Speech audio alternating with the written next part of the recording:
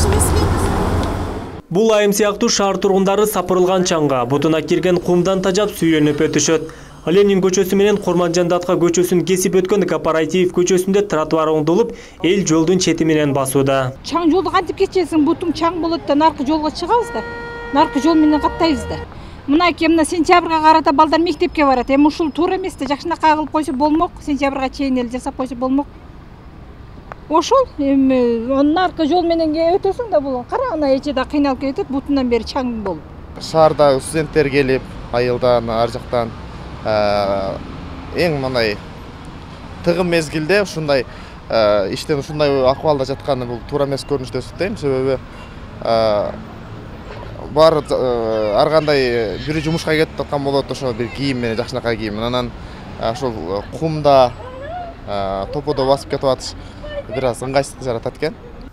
Айтиев көчөсүндө мындан бир жума мурун жолдун эки тарабындагы брусчаткалар алынган. Жергиликтүүлөр алгач жолдун бир тарабын оңдоп түзөөдөн өткөргөн соң, экинчи тарабын баштаса болмок деген пикирде. Уже көптөн бери болуп атат да бул проблема.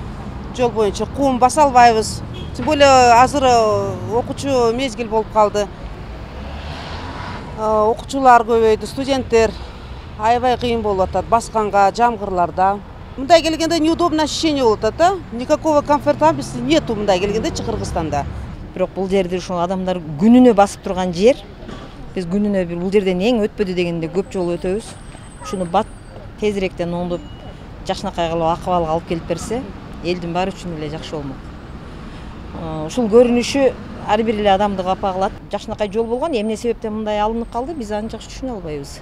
Адам басууга ылайыкталган жолдун туурасы 3 метрди түзөт. Ал эми жолдун бир тарабындагы узундугу эле 162 метр. Ош шаардык жолдор башкармалыгынын башчысы Арзыбек Жунусов наразы пикир айткан адамдарды сабырдуулукка чакырат. Жакынкы күндөрү бул көчөдө жаңы брусчаткалар басылып, арыктагы лотоктор жаңыланат.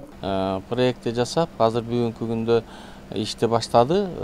Тазалоо иштери башталып атат. Бүгүнкү күндө балким ушул тазалоо иштерин дагы биздин элдер көрүп, бир-эки күн бир мындай жерде басканга дагы ыңгайсыз деп бир пас эле чыдамы жок болуп атабы, билбейм. Кимге эгерде ошо шаардыктардын кимисине ыңгайсыз жаратып атса, мен кечирим сурайын.